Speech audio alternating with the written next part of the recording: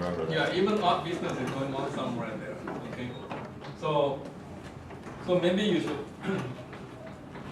relate yourself to this function. What is sine function?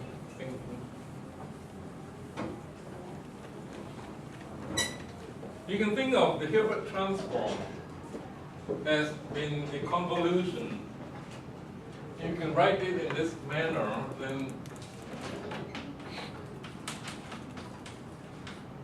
as being equal to the convolution of this, with convolving with a function called PV 1 over omega, right? Maybe I have to add a pi.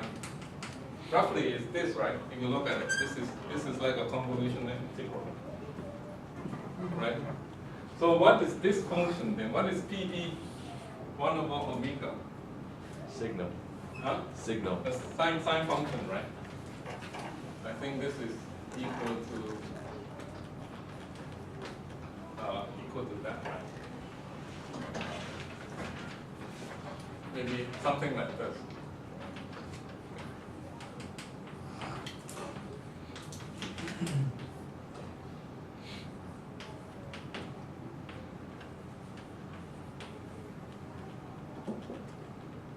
Okay, if I do the inverse Fourier transform of this in principle does not converge. Because 1 over omega is not fast enough for convergence. But then the PV part means that you have to do this integration somewhat like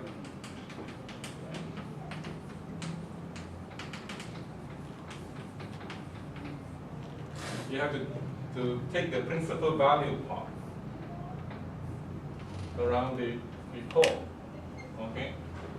And then for t larger than 0, you can show that you can add this part and show that it is 0, but then it gives you this thing finally, the sine function, depending on this function looks something like this.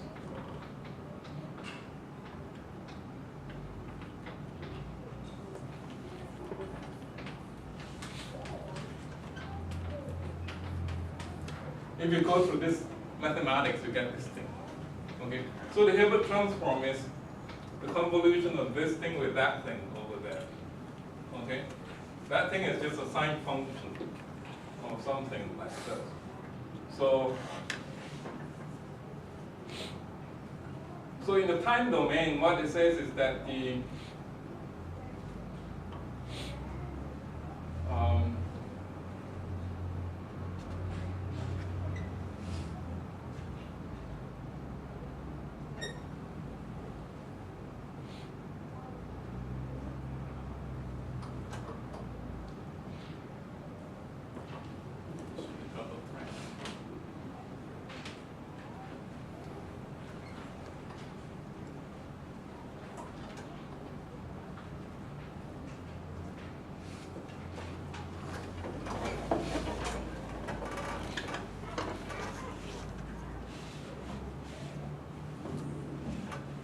so what you could do is actually, there's an I somewhere that, there's an I somewhere, maybe there's an I somewhere here. Okay. So what you can do in constructing this function is to take it back to the time domain. For t larger than 0, you add a plus I to it. For t less than 0, add a minus I to it, and then back Fourier transform, you get this function. That's what it means. Okay, that's what this whole process means. In order to do this convolution, you take this back to the time domain. Time domain would be the same as multiplication. You multiply by plus I for t larger than 0. You multiply by minus I when t less than 0, and do a back Fourier transform. Okay? I think that's what it means. It's the meaning of this Hilbert transform. And what it means is that you're trying to add a 90-degree phase shift to the function, essentially. When you add a plus I or minus I to it, you're trying to add a 90-degree phase shift to the function. And so if you look at the Hilbert transform, they almost look like they're 90-degree phase shift of each other. So if you go to the lab and perform an antenna impedance measurement, it will look something like that. And this might be x, this might be r. And the whole thing is z. Z is equal to r plus kx. This has to be a causal function. And you see that this often look like this. You do optical measurements. The real and imaginary part of something always looks something like this. Which means that it's almost like taking this function and shift it by 90 degrees, you get this function. Okay? So you take this other function, shift it by 90 degrees, you get the other function. So they're like a phase shift of 90 degrees, and that's how this I comes in. And remember, that's how this I comes in. The I comes in because it's like putting the 90 degrees phase shift, but not exactly. Okay? So they always look like cosine and sine with respect to each other. So if you look at your thing, one looks like cosine, the other one looks like a sine, because of the 90 degrees phase shift. And if they don't look like that, they're probably not the Hilbert transform of each other. And you have something wrong with the antenna measurement. Okay, they look like sine cosine pair because they're Hilbert transform. Hilbert transforms is like adding a 90 degrees phase shift somewhere, and then Fourier transform back.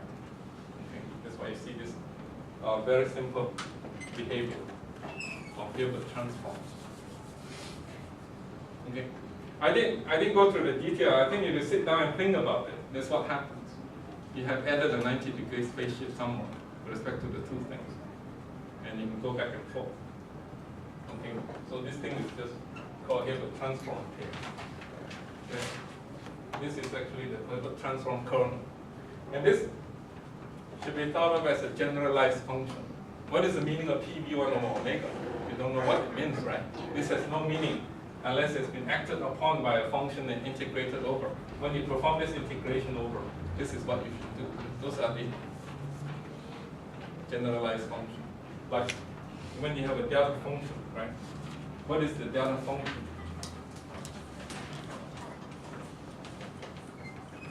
We don't know really what this means unless you integrate with another function. And this is the meaning of a generalized function. When integrated with another function, it produces this result. This is another way of defining what delta prime is. And this is another way of defining what this generalized function is. That it has meaning only when it's been acted upon, is it, in an integration. Okay. Is there a t minus t prime or something?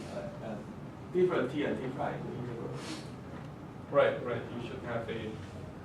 Yeah, there should be something here. Let me put t prime here, t minus t prime here. Something like this, okay? Then you get this kind of relationship. Okay. Okay, so let's move on then, if you're happy with Hilbert transforms. And then another thing that you should know is that because of causality, all the poles of a system should be on the lower half plane. If you have this kind of time convention that we use in this course, if you have e to the minus I omega t time convention, if you have any transfer function, and in order for it to be causal, then all the poles, if I take the imaginary omega up here, real of omega down here, then all the poles have to be down here. And even branch cuts have to be down here. And so when you perform a Fourier inverse integration with this d omega, you get f of t. Okay. The Fourier inversion contour. The Fourier inversion contour has to look something like that in order for it to produce a causal result. Okay. What happens, I think in Laplace transform, this gets translated and rotated 90 degrees, right? And then this would look something like this. This would be real S. This would be imaginary S. In Laplace transform, this is Laplace transform space. And then all the poles are there. Am I right? Remember that? All the poles are over there. Okay? Fourier transform is over there. The two are related to each other by a 90 degrees rotation. But there was a joke that my professor told me about poles. I hope there's no Polish people in this. So there was an airplane that flew from Poland to New York City. And then the plane crashed. Okay, they didn't know why. And then what happened was this. They say, as the plane was coming into New York City, they saw the Statue of Liberty. So the Polish people got very excited. So the plane was passing the Statue of Liberty on the left, and then all the poles moved to the right half plane. So the plane just spiraled and then crashed.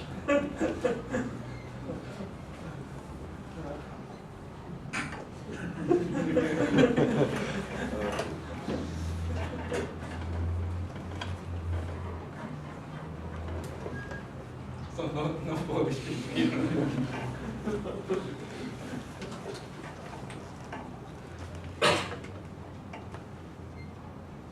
So this is something that you have to remember, okay? Never go to the right half plane, and then otherwise you will spiral. So something that I talked about in chapter 4 is also quite interesting, called the Kenyatta method, but I won't go into detail. I used to teach this topic many years ago. But I found that it was not very useful. Students learn it. The only thing they learn is on how to do contour deformations. Very complicated contour deformation, contour integration techniques. But this method was used to find closed form solutions in the time domain for a point source over Lie medium, for instance. You can use this method to solve for the closed form solution of a dipole over Lie medium. But there's one restriction: it has to be lossless, non-dispersive. It's not real because there are actually no non-dispersive material in this form. But if you assume that each medium is lossless and non-dispersive, you can use the kinetic loop method to calculate the transient time domain response of a point source on top of inside the layered medium. But it's not very practical. It's an interesting sidetrack, something that I learned from Professor Uiuc when I was working at Schlumberger. And actually recently saw him again, was it early this year? I saw him in Holland. He's 80-something years old now. Okay, so he's still out there doing something. But this method might be useful in teaching you contour integration techniques, okay? So I won't go into the detail, but if one day you come to have the occasion to use it, you can read up chapter 4 of my textbook. Since you learn a lot about contour deformation techniques now, I don't think you'll have difficulty understanding those contour deformation techniques. You have to know branch cuts, poles, and everything. Learn how to detour around the complex plane and ensure that you can pick up that knowledge on your own.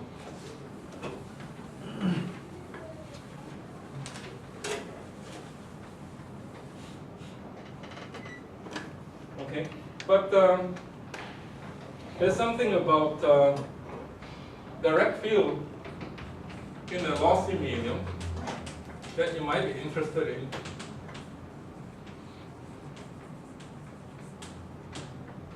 It turns out that if you solve for the wave equation in the time domain, most of the time you don't have closed forms. But it turns out that for some special cases, you can have closed forms. Like if I have this equation, omega squared mu epsilon phi r omega, this is 2D, okay, is equal to a, let me see, did I do it in the time domain? I did it in the, so if I have to do something like this, okay, if I want to do this in the time domain, usually epsilon, if it's complex, is equal to epsilon plus I sigma over omega. So this would have been something like Laplacian square plus omega square mu epsilon plus I omega mu sigma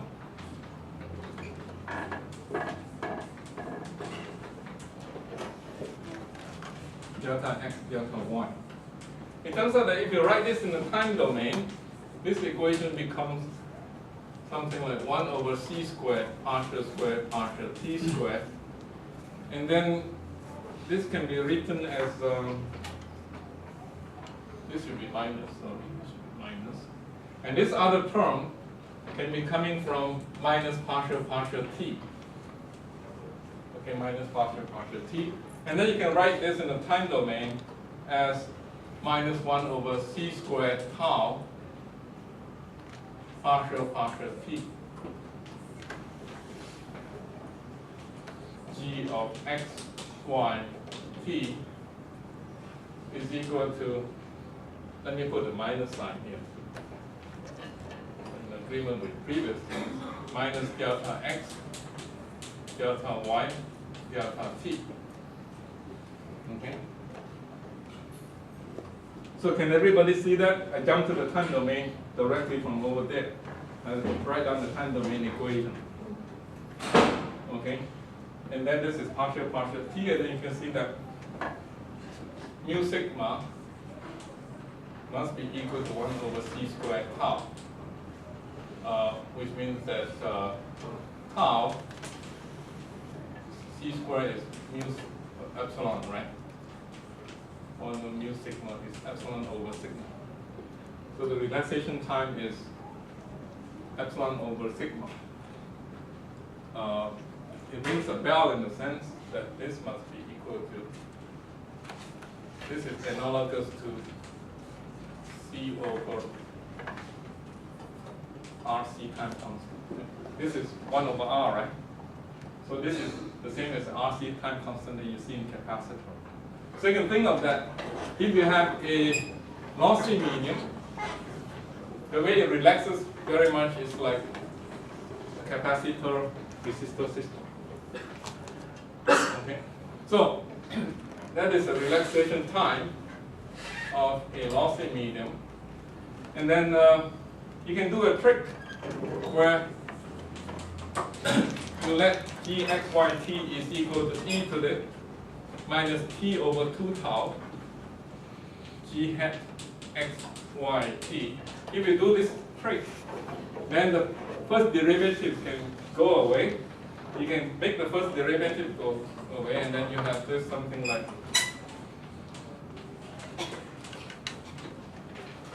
plus 1 over 4c squared tau squared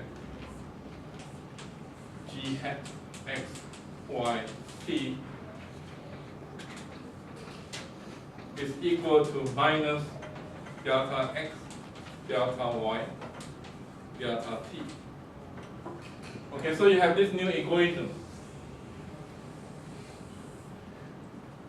And this equation can actually be solved in closed form. Okay? Why is it that you can solve it in closed form? Because this equation looks very similar to the Helmholtz wave equation. If you let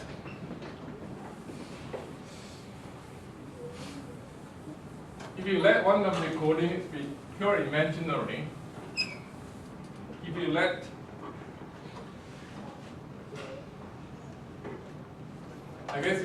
c is equal to it, okay, if you do the change of variable, then that, or maybe ICT, like what Einstein used, okay, c equal to ICT, then that equation becomes something like this.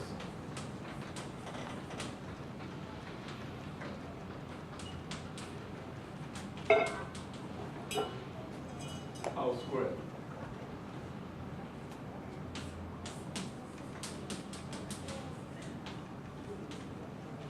Well, you can call it Z now. Let me see. You can call it Z now. Is equal to something. Okay, some complicated thing on the right hand side. But let me set the right hand side to 0 first. Okay. I can find a solution to this equation very easily outside the source point. That is, if the right hand side is set to 0, if I change this to like ICT equal to Z, okay, then the equation looks something like this. This equation is extremely familiar to many of us, right? This is a Helmholtz wave equation. I know how to write down the solution for this. And in 3D, I can write down spherical solutions. And you can use those spherical solutions to inspire closed form solutions. And let me see if I did have those.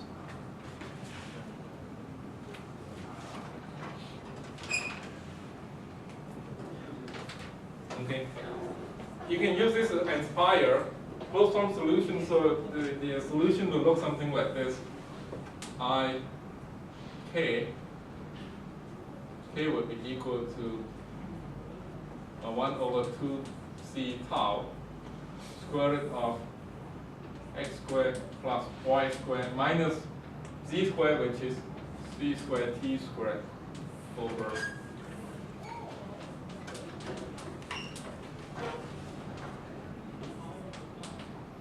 so g hat must be something like this, maybe plus another one that looks something like this.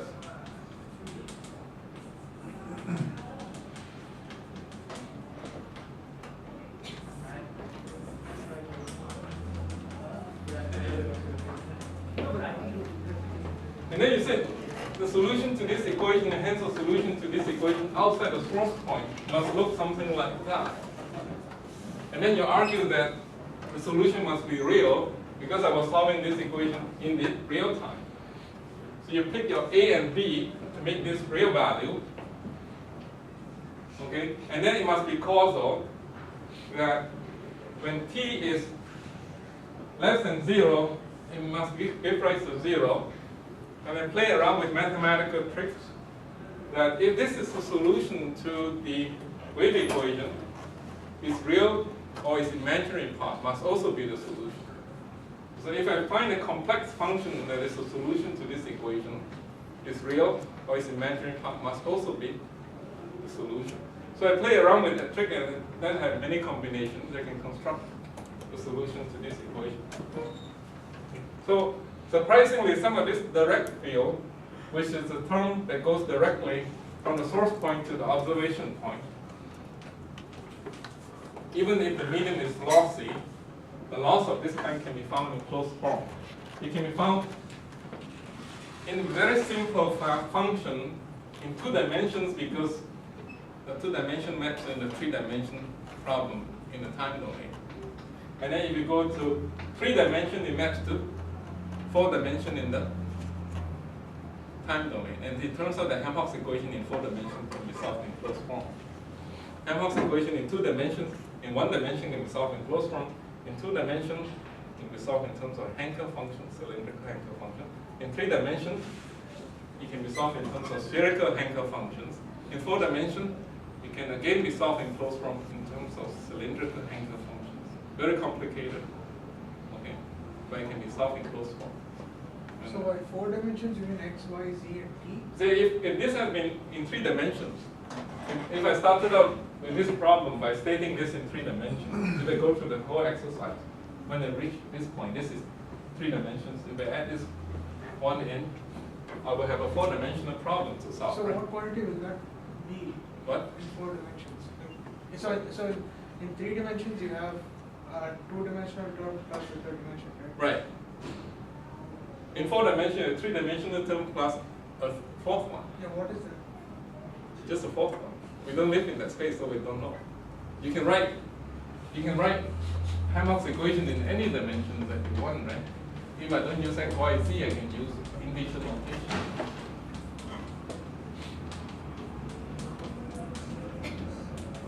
I can keep writing, right?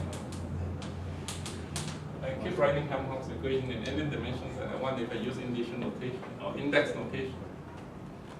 And I can just go up to 4 dimensions and say that that equation has a closed form in terms of cylindrical Hankel functions of the complicated type. And then if you go to 5th dimension, it becomes very simple again. You go to 6 dimension, it becomes very complicated again. So in the odd dimensions, Helmholtz equations are always very simple. 1, 3, 5, 7. In the even dimensions, they're always very complicated.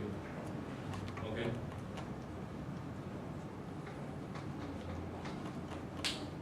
You can find these solutions in Courant and Hilbert, maybe Moss and Flashback too, I don't know. It's probably written up somewhere there.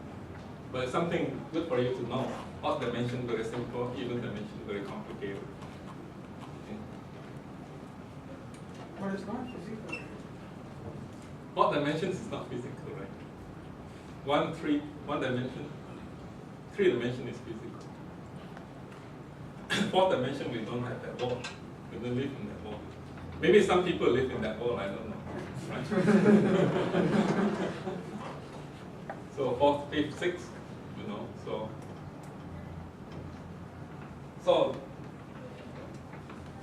that's what we have, and let me see what I need to do. Maybe I have some time left. I can talk about finite difference method. It's a very, very die-hard method in time domain. You look at all the methods after all these years. One of the methods that survived and became still quite popular after so many years is the finite difference time domain method, the finite difference method. We have this Kanya-Dibu method, very fancy, but it doesn't really take off. Never really take off because we only solve some very specific problems. So finite difference time domain method is a popular method because it can solve real problems quite easily. You can write a program in an afternoon if you want to get the code going. Okay. So finite difference time domain, I'll talk a little bit about it. I won't tell you a whole lot. I'm sure that some of you know how to do that already from other courses because it's so simple. Okay, so I just tell you a little bit about it. Okay? Well, maybe it's just enough for you to know enough. Say, you just know enough to be dangerous. So that when your professor teach you, ask you to do something, you give a dangerous result. Okay? Just learn enough to be dangerous. So let's talk about finite difference method. Actually, this is very simple, in my opinion. That's why it's so popular.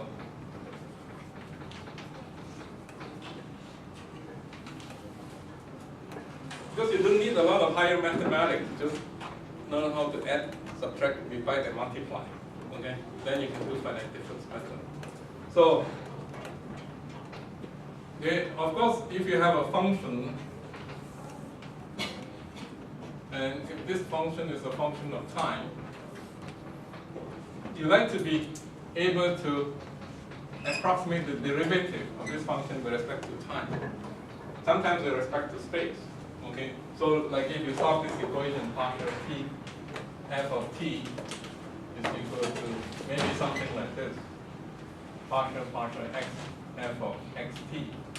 If you want to solve this equation. And you might want to design a finite difference scheme to solve this equation. Then you would like to replace the differences with approximations. And you can do approximations a few ways.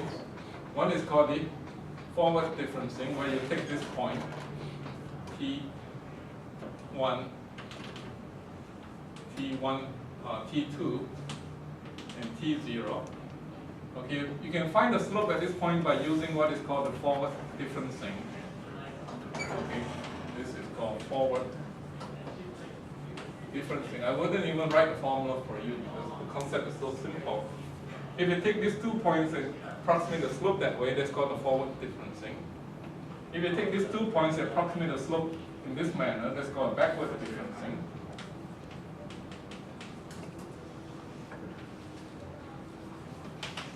Okay, and then of course the cleverest is that if you have 3 points, if you want the slope at that point, you take the point in front and the point in behind, and then approximate the slope. This is called a central differencing.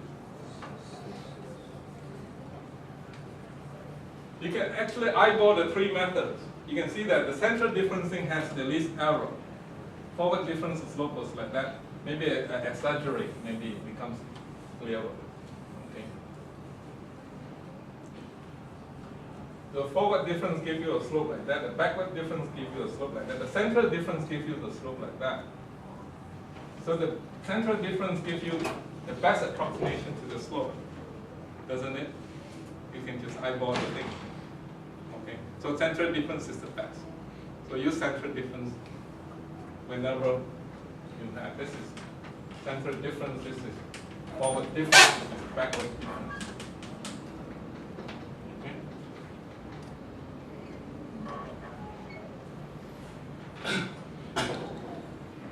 And then you have stability issue. So when you approximate an equation, say an equation like you might replace fx of t with a discrete form, maybe f of n delta x l delta t, discrete type form, and sometimes you will just write this as such to replace this discrete type form as such.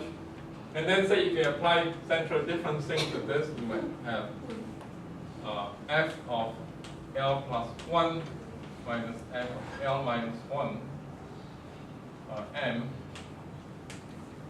divided by delta t might be equal to 1 over delta x f of m plus 1 L minus f of m minus 1 L, or something like that. And then you have a finite difference equation that approximates this equation. And then you can do what is called time stacking. You might assume that that f of L plus 1 can be written in terms of, let me see, delta x over c delta t f of L minus 1 m plus f of m plus 1 L minus f of m minus 1 L. Okay? So this is called time stepping, where you use previous time steps. These are all a previous time step to find the next time step for all m. Okay?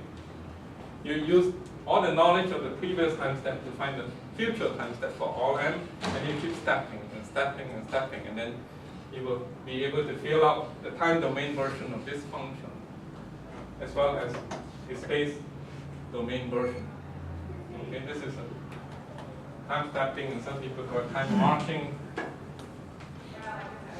And of course, you have to make sure that this method is stable. So stability analysis is very important.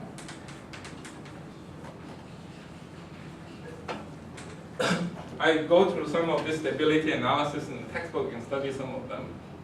Okay? And then another thing that's very important is grid dispersion error.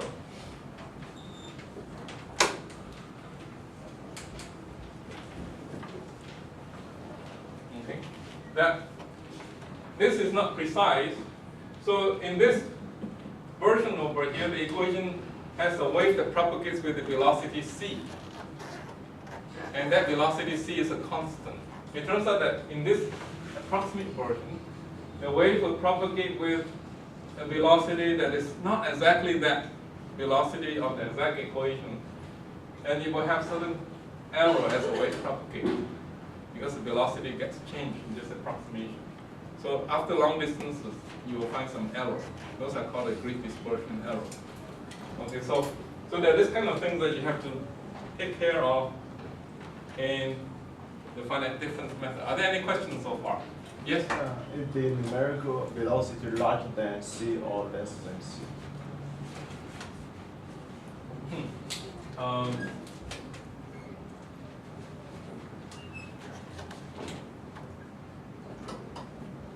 Is the numerical velocity larger than or less than c? It depends on your discretization, right? And the time in the set, time set in the space time.